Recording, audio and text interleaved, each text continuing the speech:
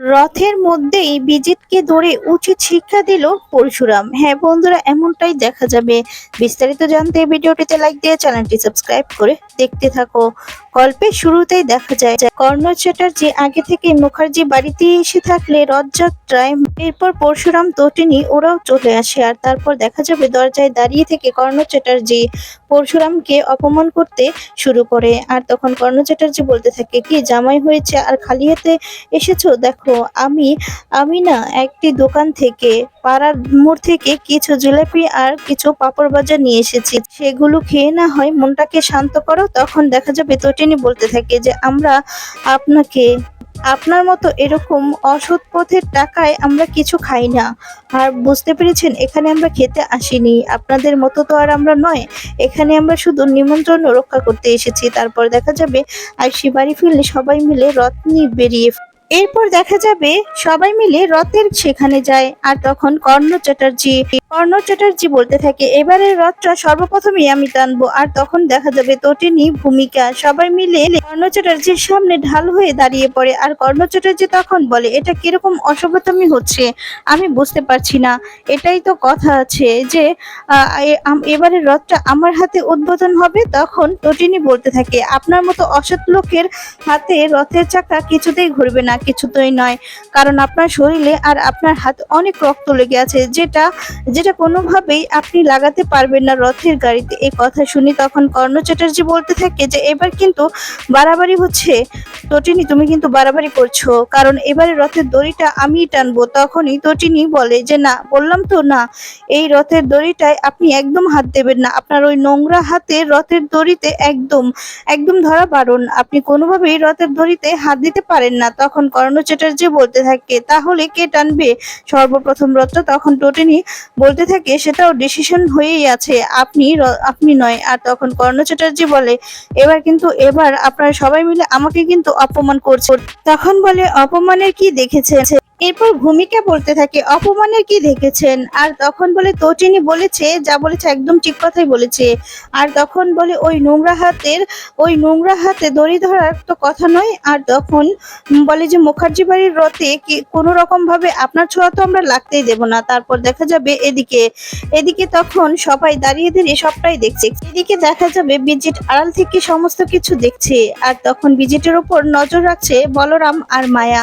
এরপর বিজিট দেখা যায় আড়াল থেকে পরশুরামকে টার্গেট করে। আর তখনই দেখা যাবে যে বলরাম পরশুরামকে আগে থেকে ইশারা দিয়ে বললে। আর তারপর দেখা যায় যে পরশুরাম সুযোগ বুঝেই পরশুরাম বিজিটের কাছে চলে আসে আর বিজিটকে ধরে ফেলে। আর তখন বলতে থাকে, কি ভেবেছিলি খেলাটা তুই খেলছিস? না, খেলাটা খেলছিলাম তুই শুধু ভোটের হিসেবে ব্যবহার হচ্ছিলি। তুই খেলাটা খেলতে পারিস না, কারণ খেলাটা খেলছিলাম পুরোপুরিভাবে আমি সমস্ত কিছু বুঝতে পেরেছিস? তুই শুধু জানতিস যে খেলাটা তোর আন্ডারে চলছে, কিন্তু খেলাটা যে আমি নিজের আন্ডারে খেলছি সেটা তুই ভাবতেও পারিসনি। তখন এই কথা শুনে দেখা যায় বিজিট অবাক হয়ে যায় আর বলতে থাকে, কি বলছো এসব? আর তখনই দেখা যাবে যে রথের সামনে টানতে টানতে বিজিটকে নিয়ে আসে পরশুরাম। আর তখন সেখানে পরশুরামের পাশে দাঁড়ায় ভূমিকা তটিনী। আর তখন দেখা যাবে আয়ুষী বলতে থাকে, জামাইবাবু ওকে মেরে ফেলো। একটা সময় ছিল ওকে আমি পাগলের মতো ভালোবাসতাম, তখন আমি চাইতাম যাতে করে ওর কোনো ক্ষতি না হোক, কিন্তু এখন এখন আমি চাই ও যেন একদম মরে যায়। কারণ ওর মতো লোক যদি যার জীবনে গিয়েছে, যে মেয়ের জীবনে গিয়েছে, সে মেয়ে জীবনটা একদম নষ্ট হয়ে গিয়েছে। ওর মতো ছেলের বেঁচে থাকার কোনো অধিকার নেই। তারপর দেখা যায় পরশুরাম বলতে থাকে, শুধু তো ও নয়, ওর সাথে অনেকেই জড়িত আছে, যাদেরকে আমি এমন ভাবে শিক্ষা দিব যাতে ওরা বুঝতে পারে ওদের সবাইকে শাস্তি পেতে হবে। ওরা যেই অন্যায় করেছে, ওই অন্যায়ের সাজা যে ওদেরকে পেতেই হবে। তারপর দেখা যাবে এই কথা শুনেই আয়ুষী তখন বলতে থাকে, আমি জানি এসবের পিছনে আছে শীতল। আর তখন বলতে থাকে যে কর্ণ চ্যাটার্জি, আমার ড্যাড, আর কাবির, আর অনেকেই আছে, সৌরভ মজুমদার, সবাইকে শাস্তি দিতে চাই। সবাইকে শাস্তি দেখতে চাই আমি। পরশুরাম তখন বলে, অবশ্যই আইসি, সবাই অবশ্যই শাস্তি পাবে। যারা যারা এসবের সঙ্গে যুক্ত সবাই শাস্তি পাবে, সবাইকে শাস্তি পেতে হবে। তোমার সঙ্গে যেই অন্যটাই হয়েছে ঠিক সেই অন্যায়টা আমার সঙ্গেও হয়েছে, আমার ওয়াইফের সঙ্গেও সেই অন্যায়টা হয়েছে, আমার বোনের সঙ্গেও সেই অন্যায় হয়েছে। আমি ওকে কিছুতেই ছাড়বো না, ওদেরকে কিছুতেই ছাড়তে পারি না। তখন আয়ুষী বলে, জামাই বাবু, আমি বিশ্বাস করি যে তুমি ওদেরকে ছাড়বে না, কারণ তুমি ওদেরকে দেখে নিবে। ওরা যেই অন্যায়টা করেছে সেই অন্যায়ের শাস্তিটা ওদের দেওয়া দরকার। ওরা যদি শাস্তি না পায় তাহলে ওরা কখনোই শুধরাবে না, এই দেশটা কখনোই অপরাধমুক্ত হবে না। কারণ ওরা যা করেছে এরপর ওদের ওদের কোনো ক্ষমা হয় না, ক্ষমা হওয়ার কোনো প্রশ্নই হয় না। এরপর দেখা যাবে সবার সামনে বিজিতকে রথের সামনে ফেলে দেয় পরশুরাম, আর ফেলে দিয়ে দেখা যায় পিস্তলটা বের করে। আর তখন পিস্তলটা বের করলেই দেখা যায় বিজিত লাহিড়ী হাত জোর করে ক্ষমা চায়। আর তখন কর্ণ চ্যাটার্জি বলে, কি হচ্ছে এসব, এখানে কি হচ্ছে, এসব ড্রামা কেন হচ্ছে? তুমি সমস্ত প্রমাণ লোপাট করেছো আর সমস্ত প্রমাণ পুড়ে ফেলেছো, এবার তুমি কোনো রকম ভাবেই ওকে ধরতে পারো না, তোমার কোনো রাইট নেই, তুমি বুঝতে পেরেছো? তারপর দেখা যাবে এরপর এরপর তোমার তোমার কোনো অধিকার নেই এতটা স্টেপ নেওয়ার, বুঝেছো? আর ওর বিরুদ্ধে তুমি কোনো রকম ভাবে এরকম এরকম বিহেভ করতে পারো না, কোনোভাবেই ওর সঙ্গে তুমি ব্যবহার করতে পারো না, তোমার কোনো অধিকার নেই, কারণ তুমি সমস্ত প্রমাণ লোপাট করেছো, সমস্ত কেস ফাইল পুড়িয়ে দিয়েছো। এরপর এরপর আর কোনো কারণ থাকতে পারে না। পরশুরাম তখন হাসতে থাকে আর বলতে থাকে যে কোনো প্রমাণ লোপাট হয়নি, ওগুলো আপনাদের চোখে ধুলো দেওয়া হয়েছে, পুরোটাই আপনাদের চোখে ধুলো দেওয়া হয়েছে, লোপাট হয়নি। আপনারা কি ভেবেছেন এত কাঁচা খেলোয়াড় আমি এত সহজে হার মেনে নেব? কিছুতেই না, এত সহজে হার মানার পাত্র তো এই পরশুরাম নয়। এটা হয়তো বা আপনারা ভুলে গিয়েছেন, আপনারা হয়তো বা বুঝতে পারেননি যে পরশুরাম এত সহজে হেরে যাওয়ার পাত্র নয়। এরপর দেখা যাবে যে কর্ণ চ্যাটার্জি বলতে থাকে, আমি তোমার কাছে রিকোয়েস্ট করছি, ওকে ছেড়ে দাও, কোনো ক্ষতি করো না। আর তখনই দেখা যাবে তটিনী হাসতে থাকে আর বলতে থাকে যে অনেক তো কথা বলেছেন, অনেক রকম অনেক কিছুই বলেছিলেন, একটু আগে বলেছিলেন যে অনেক কিছুই হবে, অনেক কিছু হয়ে গিয়েছে, কিন্তু এখন এখন কি, এখন এভাবে হাত জোর করে ক্ষমা চাইছেন? আপনার লজ্জা করছে না এভাবে হাত জোর করে ক্ষমা চাইতে?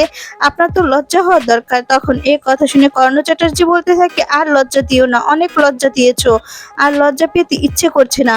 আর তখনই দেখা যাবে যে সবার সামনে বিজিতকে শুট করে পরশুরাম। এটা দেখে চিৎকার করে ওঠে আয়ুষী। আয়ুষী তখন বলতে থাকে যে এটা তুমি একদম ঠিক করেছো, কিন্তু আমি ওকে একটা সময় ভালোবাসতাম, তাই না? আর তখন বলতে থাকে যে কিন্তু ও আমার সঙ্গে যে অন্যায়টা করেছে এরপরেও ওর প্রতি আর মায়া থাকলে চলবে না, কোনো মায়া আমি রাখতে চাই না, আমি কোনো রকম কোনো মায়া রাখতে চাই না ওর প্রতি। তুমি ওকে একদম শেষ করে দাও, ও যেন আর প্রাণে বাঁচতে না পারে। জিজু, ওকে ওকে আমি ঘেন্না করি, ওর কারণে আমার জীবনটা একদম নরক হয়েছে, আমার জীবনটা একদম শেষ করে দিয়েছে ও। এই জীবন আমি আর কখনো চাইনি, এরকম জীবন আমি ভাবতেও পারি না।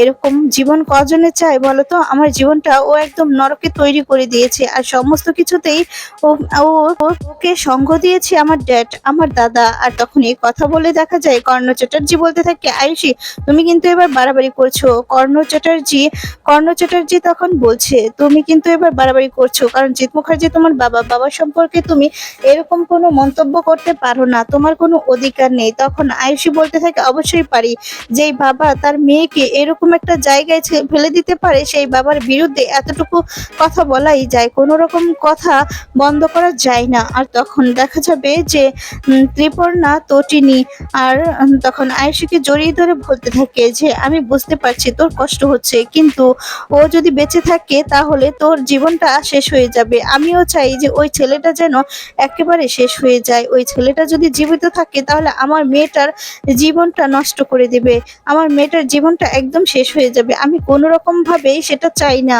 এরপর দেখা যায় যে এই কথা শুনে তটিনী পরশুরামকে বলে, আচ্ছা তুমি তুমি সবাইকে শাস্তি দেবে, তুমি আমাকে কথা দিয়েছিলে তুমি কাউকেই ছাড়বে না, এরা এইসবের সাথে জড়িত যারা তাদেরকে শাস্তি দেবে। কর্ণ চ্যাটার্জি তখন বলে, তুমি কি বলতে চাইছো তটিনী, তুমি কি কোনোভাবে আমাকে মেন করছো? তটিনী তখন বলে, অবশ্যই, কারণ আপনিও তো এসবের সাথে খুব ভালোভাবে জড়িত, আপনাকে আমি কেন মেন করব? আপনি তো সমস্ত কিছুর পিছনে ওই যে মহিতোষ মজুমদার, সৌরভ, এরা সবাই মিলে সবকিছুতে সাহায্য করেছে, এরা দুজন তো এই ডিপার্টমেন্টের লজ্জা, ওরা কখনোই ডিপার্টমেন্টের গর্ব হয়ে দাঁড়াতে পারবে না, কখনোই না। একজন গর্ভকে মেরে ফেলতে। ওরা সাহায্য করেছে, ওরা নিজেরাই প্ল্যান সাজিয়েছে। ওদেরকে দেখলেই সত্যি লজ্জা করছে। ওদের মতো অফিসার যেন কোনো ডিপার্টমেন্টে না থাকে।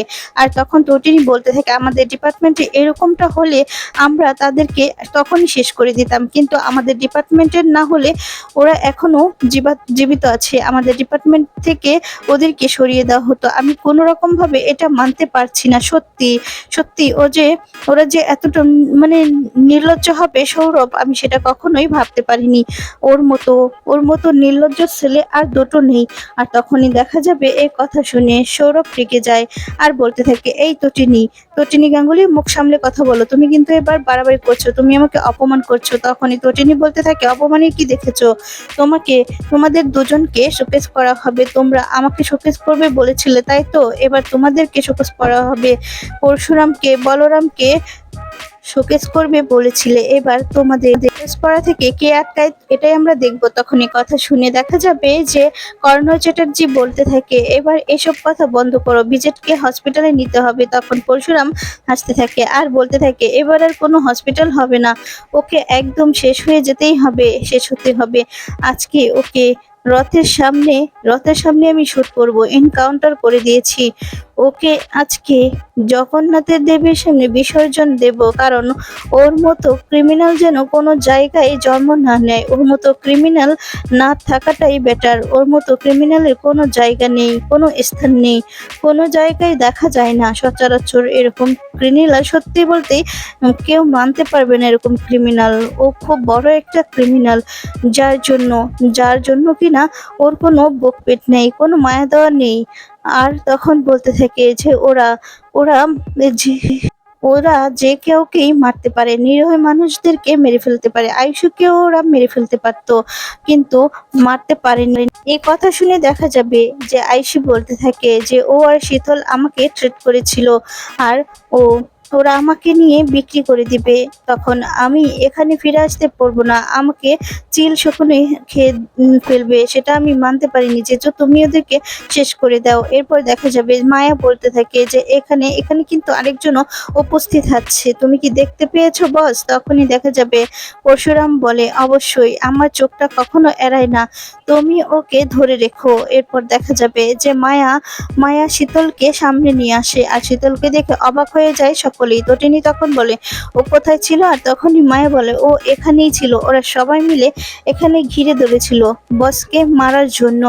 ওরা সবাই প্ল্যান করে এসেছিল যে আমাদের বসকে মারবে। তখন এই কথা শুনে পরশুরাম তটিনী হাসতে থাকে আর তখন বলতে থাকে, তোমাদের এতটাও সাহস হয়নি যে পরশুরামকে মারবে, আর এতটাও ক্ষমতা এখনো জন্মায়নি যে পরশুরামকে মারা এতটা সহজ নয়, তোমরা যতটা সহজ মনে করেছো। এরপর দেখা যাবে এই কথা শুনে দেখা যায় যে শীতল বলতে থাকে যে তুমি আমাকে চেনো না তটিনী, তুমি আমাকে খুব ভালো করেই চেনো না, আমি যে কি করতে পারি তোমাদের কোনো ধারণা নেই। আর তখন শীতলকে এখনো কেউ জানে না এটাই বলতে থাকে আর বলে, আমি ভালোবাসার কাঙ্গাল ছিলাম, আজকে আমি ভালোবেসে রাস্তায় এসেছি। ভালোবেসে প্রত্যেকটা মেয়ে সবকিছু করতে পারে, ভালোবাসা কখনো কোনো কিছু আটকায় না, ভালোবাসা সবকিছুকে হার মানিয়ে নেয়, আর ভালোবেসে সবকিছু করতে পারি আমি। আর তখন এই কথা শুনে দেখা যায় পরশুরাম বলতে থাকে, ভালোবাসলে এরকমটা হওয়া যায় না শীতল, তুমি ভুল করেছো, তুমি প্রচন্ড ভুল করেছো। তোমার ভালোবাসা কোনোভাবেই আমি মানতে পারিনি, কারণ তোমার ভালোবাসাটা ওদের মৃত্যু ছিল। তুমি এরকম ভাবে ভালোবাসেছো যাতে সেটাতে ক্ষতিই হয়েছে, কারো কখনো ভালো হয়নি। এরকম ভালোবাসা যেন কোনো ছেলের কপালে না ছুটে, কোনো ছেলে এরকম ভালোবাসা চায় না, যেই ছেলে ভালোবাসার কারণে তার পুরো জীবনটা একদম তছনছ হয়ে যায়। তুমি এতটাই ভালোবাসো যে আমাকে মারতে তোমার দুবার হাত কাঁপবে না, তাই না শীতল? তখন শীতল বলতে থাকে, তুমি ভুলে যাচ্ছ, আমি তোমাকে বাঁচিয়েছিলাম, আমি তোমাকে ভাবছিয়ে এনেছিলাম, তুমি আমার সঙ্গে এরকম কথা বলতে পারো না কোনোভাবেই। তখন দেখা যাবে যে পরশুরাম বলতে থাকে, তোমার এই কথাগুলো, মন করা কথাগুলো এবার রাখো। হ্যাঁ, তুমি আমাকে বাঁচিয়েছিলে, তোমার কাছে আমি কৃতজ্ঞ, কিন্তু তুমি তো আমাকে বাঁচিয়ে আবার মারার জন্য সুপারি দিয়েছিলে, তাই না? মারার জন্য আবার লোক ভাড়া করেছিলে, ওদের সঙ্গে হাত মিলিয়েছিলে, এখানে তো আমাকে মারতেই এসেছিলে, এটাই তো তোমাদের প্ল্যান ছিল। তবে সেই বাঁচানোটা কি প্রয়োজন ছিল? না বাঁচালেই পারতে, বাঁচিয়ে আবার মারার কি প্রয়োজন বলো তো শীতল? তখন শীতল চুপ করে দাঁড়িয়ে থাকে। এই ছিল আজকের পর্বের আপডেট। তো বন্ধুরা, আজকের ভিডিওটি তোমাদের কেমন লেগেছে কমেন্টস করে জানিয়ে দাও। পরবর্তী আপডেট পেতে চ্যানেলটি সাবস্ক্রাইব করো।